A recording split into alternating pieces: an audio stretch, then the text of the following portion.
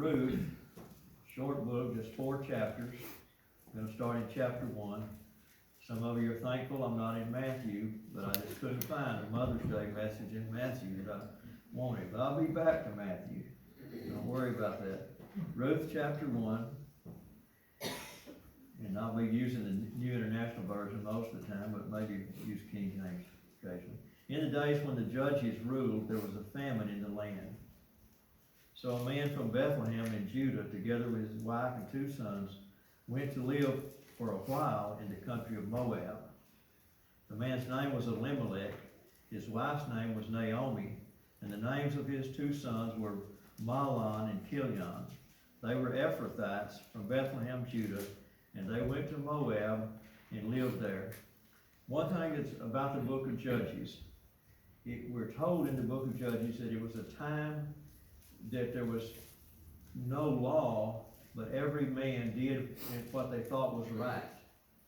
It was a time that a lot of things happened that probably weren't in the perfect will of God. And in this case, Elimelech decides to leave Judah, Bethlehem, his hometown, and go to Moab because there's a famine. Probably there was a famine because the people of Israel had been disobedient and God had withheld the rain, and there was a drought, there wasn't food. And probably Elimelech should have stayed and not left and gone away like he did. Moab was not far away from Judah. It's on the other side of the Dead Sea, a plateau about 30 miles by 20 miles.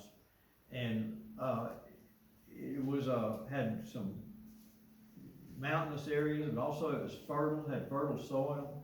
And apparently this was just a localized famine that Judah had no food, or not had a shortage of it, and Moab had a plenty, apparently. So Elimelech decides to take his family and leave and go there. We see from reading the rest of the account that there were other people that stayed in Bethlehem and Judah, and they didn't starve. They lived. They were still there when Naomi came back.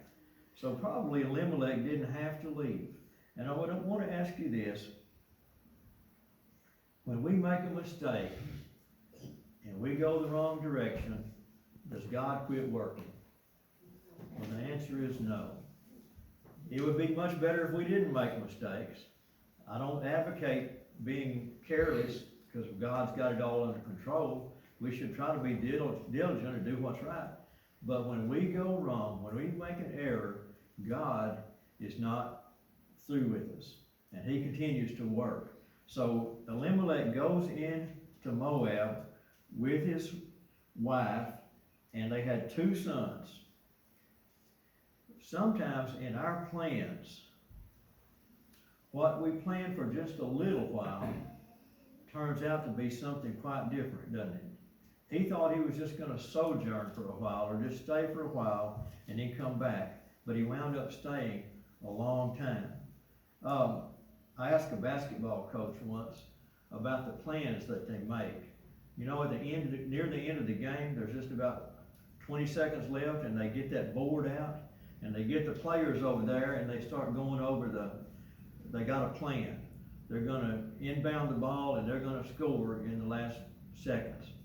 And I asked this coach, he coached about 20 or 30 years, I said, does it work pretty well? Like when you draw that plan out on that board and you show your players, does it work? He said, oh no. He said, they inbound the ball and all chaos ensues. You don't know what's going to happen. Well, see, the reason it doesn't work is because you've got an opponent. You may have the best plan in the world, but you got an opponent that's going to try to thwart it. And Elimelech might have had a plan. I'm going to go to this other country, and I'm going to stay a few years or just a while, and I'm going to come back. But he stayed. He stayed much longer than he thought. Now, Moab was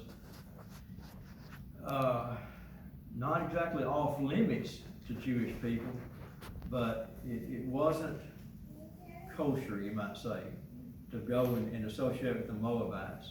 There had been bad blood in the past between the Moabites and the Israelites. And God had made certain proclamations about the Israelites not associating with the Moabites. So Elimelech goes ahead and does that, and they stay there. And it says in verse 3, now Elimelech, Naomi's husband, died, and she was left with her 2 sons. So apparently they died, Elimelech died while their sons were fairly young or not marrying age. But verse 4 says they married Moabite women, one named Orpah and the other Ruth. And after they lived there about 10 years, both Mahlon and Chilion died, and Naomi was left without her 2 sons, and her husband. So they stayed long enough to marry 2 Moabite girls, which would not, again, have been necessarily acceptable for the Jewish people. But they assimilated somewhat into that Moabite culture enough to marry those 2 girls. But apparently, from what I read, Ruth kept her faith, and it had a powerful influence on her daughters-in-law. In verse 6, when Naomi heard in Moab that the Lord had come to the aid of his people by providing food for them, she and her daughters-in-law prepared to return home from there. With her 2 daughters-in-law, she left the place where she had been living and set out on the road that would take them back to the land of Judah. Now, I want to say something about this. When more people need to follow Naomi's example. If you're off somewhere where you don't need to be, where it's not the best, and it's not home, things get rough, go home. Go home. There's a lot of people today, I think, that are homeless in this country because they won't go home, back to where their family is. Or the problem is maybe they don't have a family. It's a broken family or things are not right. But if you've got a home to go to it. Go home. And if we make Jesus the Lord of our home, it becomes a shelter for our kids to return to when they need it. So parents, it's okay to let them come home. When we were in Hawaii, we learned out there was a little bit of a joke over there.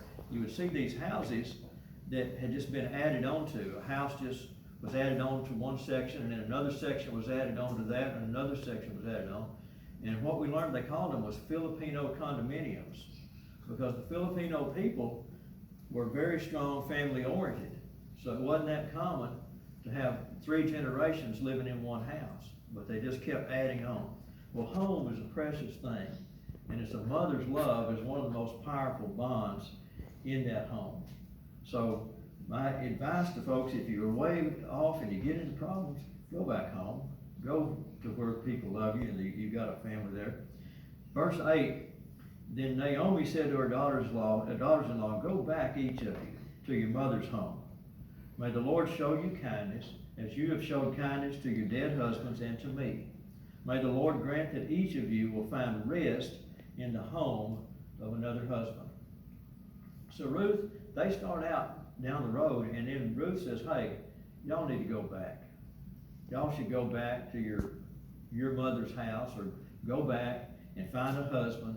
And notice that she says, find rest in the home of another husband. I want to tell you, the home ought to be a place of rest. A home should be a place where you rest, where you're comfortable.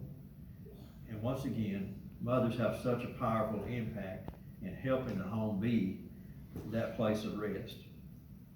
Then she kissed them goodbye, and they wept aloud, and said to her, we will go back with you to your people. Now you notice something here. A bond had been forged between Naomi and her daughters-in-law. They loved her. They were thinking, no, we stay with you. When she told them it's wiser to go back, it would be better to stay with your own people, they were saying, no, we want to go back to you and your people. Naomi's faithful love and example had won the hearts of these daughters-in-law. You know, that will happen. I want to tell you something. Sometimes you may try your best with a son-in-law, daughter-in-law, or that in-law situation, and there's certain times that just don't work. There's just people that don't have the idea somehow that you're supposed to form this kind of a bond in love. But I want to tell you, that's really the right thing. That's really the ideal. I'll tell you that my mom, I loved her. At certain times, she was not the easiest one to get along with. at certain times she could be a little too frank or a little too blunt, but I was never doubtful of her love. And when I took Becky out there to meet Mom and Dad, and then we told them we were getting married, it wasn't long until my mom and Becky had formed one of the closest bonds you can imagine. Now, doesn't mean that Mom had to be perfect to do it. It doesn't mean that Becky had to be perfect to do it. Somebody, though, has to take the initiative in any relationship to be the one that's, I'm gonna make this work. I'm gonna love, I'm gonna make this work. I think Naomi must have been that kind of woman, and she won the hearts of these two daughters-in-law. And maybe the home where these girls had come from was just not as pleasant as Naomi's had been. I want to tell you, if you've got a Christian home, you put the Lord first, and you treat each other right in your family, there's going to be other people that are attracted to your home and your family. Because sometimes they don't have that, they don't see that back where they come from. But with God's grace, let's make that kind of a home. And moms have such a powerful impact to do that. This bond had formed between these girls and their mother-in-law. And we're going to read later that Naomi said she had become bitter because God's hand, she felt like it turned against her. But even though she had fought bitterness and bad things had happened, she lost her husband, she lost her sons, somehow she had still been the kind of woman that attracted these two girls to her, these two daughters-in-law. They loved her and they wanted to cling to her. So there was something very good in Ruth to inspire that kind of devotion. And I believe it had to be her faith. We'll see why in a little bit. Verse 11, but Naomi said, return home, my daughters. Will you come with me?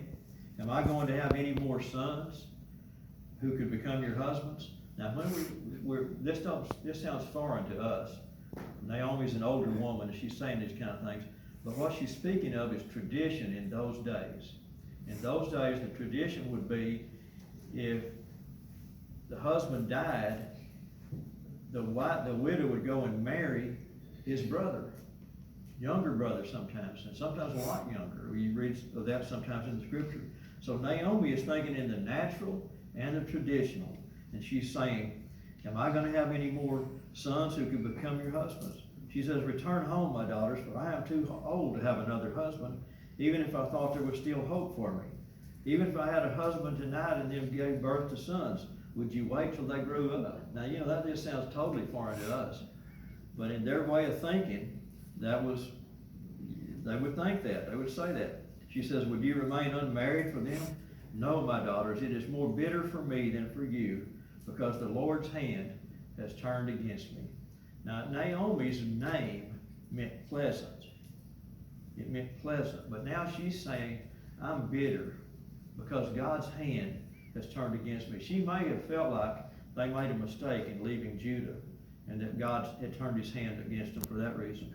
Don't know that for sure. She may not have had that much input into whether they left Judah or not. But notice she's thinking in the natural.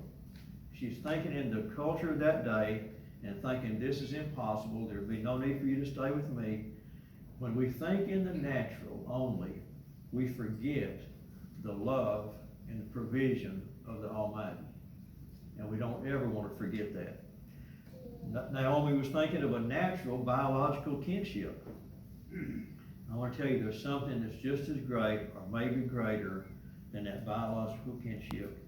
And it's a bond formed in pure love. And it's formed in stepmothers and stepfathers, in adoptive mothers and adoptive fathers. It happens to aunts and sisters-in-law. It's when a woman becomes a mother to somebody else in spirit and in love. And that's what had happened here. And yet Ruth was kind of thinking in the natural realm. I've heard people say stuff like, well, I just don't know if I could be a dad to some other man's kid. Well, I'm going to tell you I could. By God's grace, I did, and I'll tell you it's good. And I'm thankful that I'm in a family that we don't see any limitations that are based on bloodline. We see something that's greater, better, and more pure than that. And I believe that's what Naomi had with her daughters-in-law. There was a heavenly love at work in the relationship between Naomi and these two girls. In verse 14 it says, "At this they wept aloud again. Then Orpah kissed her mother-in-law goodbye, but Ruth clung to her." Now Orpah made the decision, okay, Ruth, you're probably right. I'm going back home, back to Moab. At this point, you don't hear much more about Orpah at all in the Bible. And we tend to forget her and think, okay, well, she wasn't as noble as Ruth was. And I would want to admonish you, let's be careful about judging other people in those kind of decisions. The Lord loved Orpah just as much as he loves Ruth. But Orpah made this decision, I'm going back. Now, an interesting thing, the Jewish people, the old rabbis, they added a lot of stuff to Scripture. They read Scripture, they talked about it, they discussed it, and they come up with these traditions and thoughts and ideas. An old Jewish tale says that Orpah and Ruth had walked 4 miles outside of Moab when Orpah decided to turn around and go back. And that as a recompense for that, Orpah went back and got married and had 4 sons. And one of them was Goliath, the giant that fought David. Now that's just an older Jewish, I would say fable, you might say. But it's been passed around through the centuries. But we shouldn't judge Orpah as a failure. I don't know what happened to her. But apparently she hadn't developed the power of faith in the God of Israel that Ruth had. Because I want you to notice what it said later. In verse 15, "Look," said Naomi, "your sister-in-law is going back to her people and her gods." Now I want you to make a distinction here that there was more than just family involved in this decision. It was whose God? Whose God will you serve? Moab had many gods. They had idols. They worshipped idols. And Naomi was said, your sister-in-law is going back to her people and her gods. Go back with her. But Ruth replied, "Don't urge me to leave you or to turn back from you. Where you go, I will go. And where you stay, I will stay. Your people will be my people, and your God, my God." Ruth was making a decision bigger than just love for her mother-in-law, who she did love, but she had also come to believe in the God of Ruth. And she's saying, your God will be my God. Where you die, I will die, and there I will be buried. May the Lord deal with me, be it ever so severely, if even death separates you and me. So Ruth sold out completely. There was no doubt in her mind. She was not going back to Moab. She was going to follow Ruth wherever she went. It would make a complete change in her life. She didn't know what the future held. It was 2 poor women, 2 widows, headed back to Bethlehem. And I want to tell you, a widow in that day had it rough. If they didn't have people to take care of them, they were just basically beggars. They were at the mercy of hoping their neighbors around were generous enough to help them because they had nobody. So Ruth was determined to go with her. The women, verse 19 says, "So the 2 women went on until they came to Bethlehem. When they arrived in Bethlehem, the whole town was stirred because of them. And the women exclaimed, 'Can this be Naomi?' 'Don't call me Naomi,' she told them. 'Call me Mara, because the Almighty has made my life very bitter. I went away full, but the Lord has brought me back empty. Why call me Naomi? The Lord has afflicted me. The Almighty has brought misfortune upon me.'" So the name meant a whole lot back then. And when they called Naomi pleasant, she said, "No, don't call me that. Call me Mara," a word that meant bitter, because my life has become very bitter through the things that happened. I want you to notice something here, and we need to be careful of this. Bitterness can set in due to misfortune, a lot of different things, mistreatment. Bitterness gets a hold of us. And sometimes bitterness will cause us not to see the blessing right in front of us. There was Ruth, a daughter-in-law that had just pledged her undying love and affection for Naomi. A daughter-in-law that had just said, I will follow you, I'll go where you go, I'll die where you go, I'm going to follow your God. But Naomi was expressing her bitterness. She didn't see at that moment the blessing that was in front of her. So Naomi returned from Moab, accompanied by Ruth the Moabite, her daughter-in-law, arriving in Bethlehem as the barley harvest was beginning. We go to chapter 2. Now Naomi had a relative on her husband's side, a man of standing from the clan of Elimelech, whose name was Boaz. Now that's just the narrator telling you that. And Ruth the Moabite said to Naomi, let me go to the fields and pick up the leftover grain behind anyone in whose eyes I find favor. Now this, she probably had learned from Ruth. It was from the Old Testament law, and it's told in Leviticus 19, 9 and 10, where a farmer is told, don't harvest and glean every square foot of your field. Leave the corners, leave the edges, leave some stuff, let it lay on the ground that the needy can come and pick it up. This was the best they had in the way of welfare in those days. You went out and went into the neighbor's field and you picked up what was left, and that you subsisted on. So Ruth says to Naomi, let me go do that. Let me go pick up the leftover grain. I can remember when they grew peanuts around here, and they would harvest the peanuts, and man, the dust would be flying, and you know, it was something else. They'd take away those peanuts and put them in burlap bags. But then me and Dad would go out there and walk through the peanut field and pick up what didn't get picked up by the thrasher, whatever it was that did it. So that's what they were doing here. And Ruth says, now Ruth is not, she's a noble woman. We're going to find that out. She's a noble character, and she's willing to go out and work. And it's not just for her, it's for Naomi too. Naomi said to her, go ahead, my daughter. So she went out, entered a field, and began to glean behind the harvesters. As it turned out, she was working in a field belonging to Boaz, who was from the clan of Elimelech, as it turned out. Now I want to tell you something as a believer. You as a believer don't have that much coincidence in your life. God is watching over you. You're under the shelter of His wings. And the things that happen in your life, there's not many of them that are just pure coincidence. God has a hand in it. And Ruth had a hand in this. It just turned out that she happened to go to the field that belonged to Boaz. Verse 4, just then Boaz arrived from Bethlehem and greeted the harvesters. The Lord be with you. The Lord bless you, they answered. Boaz asked the overseer of the harvesters, who does this young woman belong to? You know, that's another interesting way to put that. We would say, who is this young woman?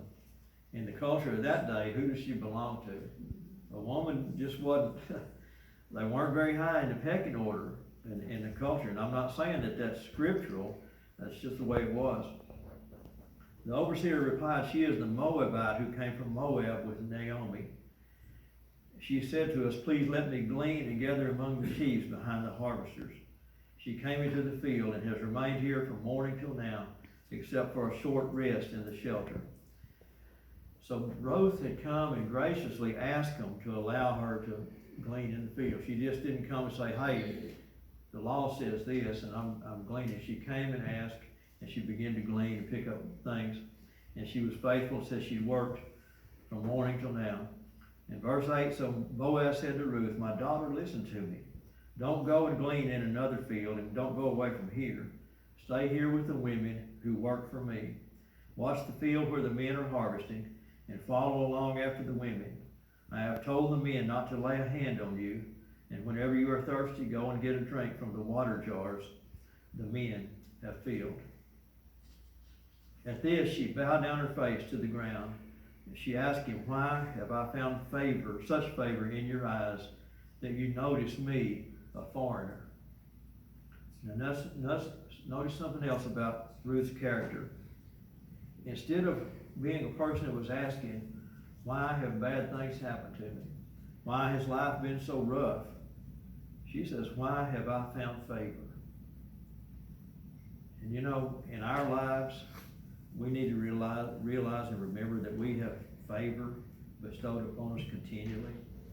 The Lord's grace is continually showing us favor and giving us favor.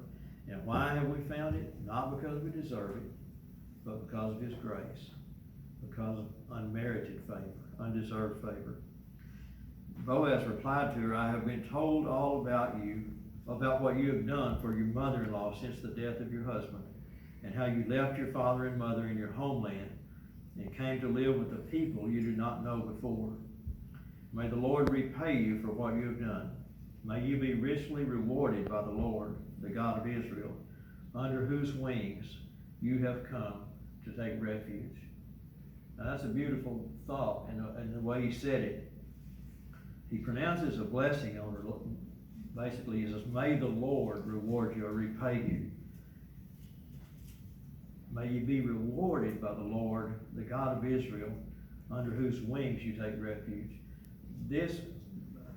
Ruth has gotten this idea from being around Naomi, I believe, that God favors the children of Israel, and those that honor Him, He blesses.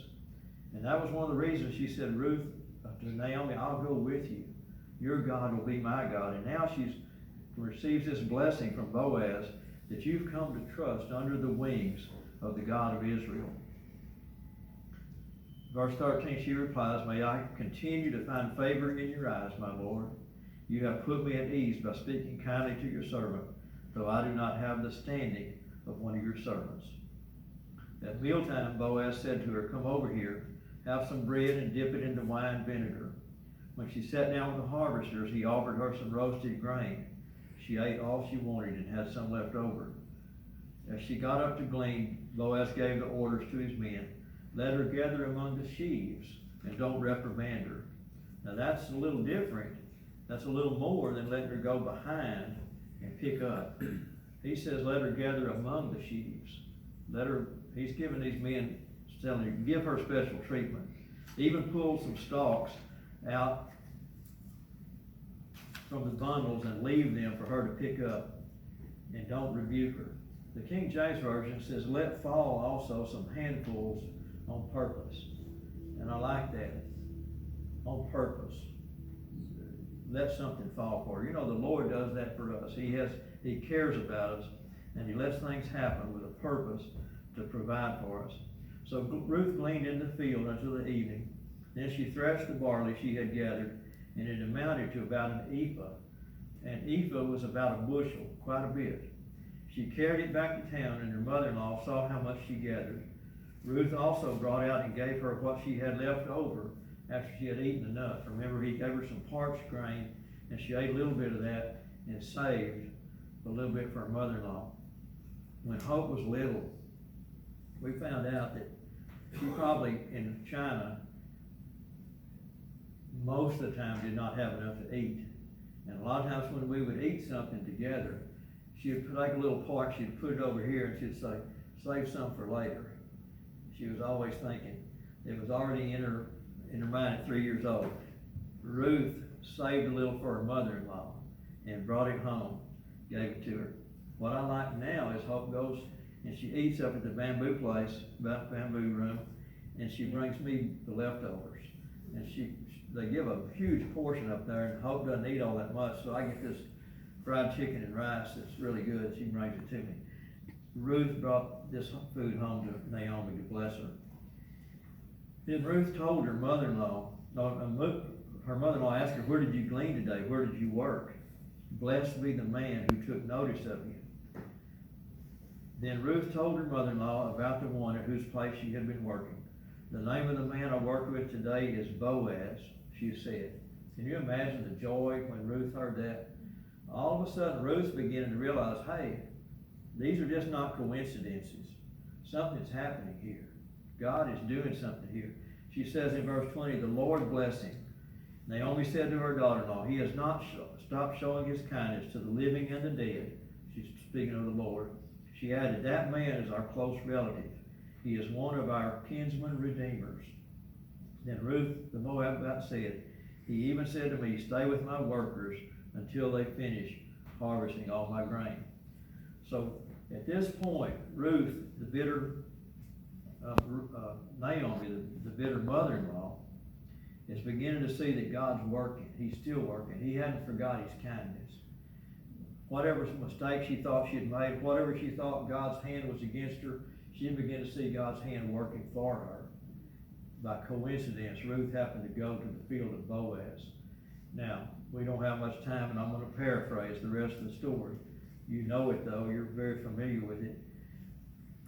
Boaz continued to be kind to Ruth, and I believe it's obvious from the context, he wasn't attracted to physical beauty as much as he was character, her noble character and spirit. And Boaz was probably old enough to be her father.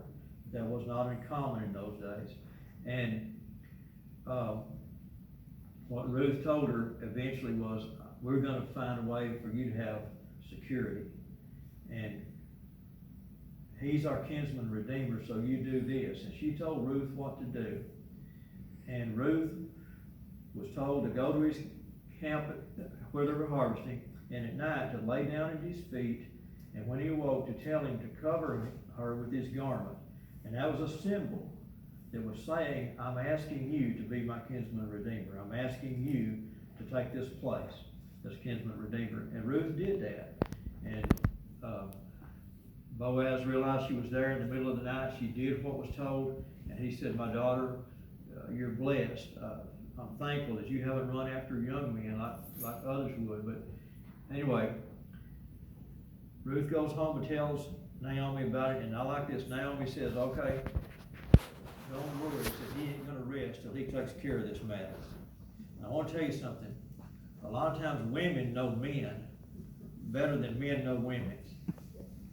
You think? I would say this, we don't understand women, but most of the time they've got us pegged. They know what we're going to do before we do it. Naomi knew that Boaz was interested in Ruth, and he was being willing to be the kinsman redeemer, and she said he won't rest until it's settled. And sure enough, he didn't. He went to the city gate, he went through the procedure to say, I want to be the kinsman redeemer. But here's what happened. There was another man that had first call. He was a closer relative. And so Boaz had to ask him, well, do you want to do this? And the man said, well, I will. And then Boaz says, well, if you do, you're going to also have to marry a woman, Ruth. And the guy thought about it. He said, no, that'll mess up my inheritance. He's thinking, okay, that's going to add more heirs, and I've already got some boys. I want to see if they get everything. So he said, no, I'm not going to do that. And they had a thing in those days. They took off the sandal and handed it to the other man when they made an agreement. So the other fellow took his sandal off and handed it to Boaz, and they agreed, and Boaz became the kinsman redeemer. Now what happened in later years, they gave up the sandal and then just shook hands. Now, I just made that up. I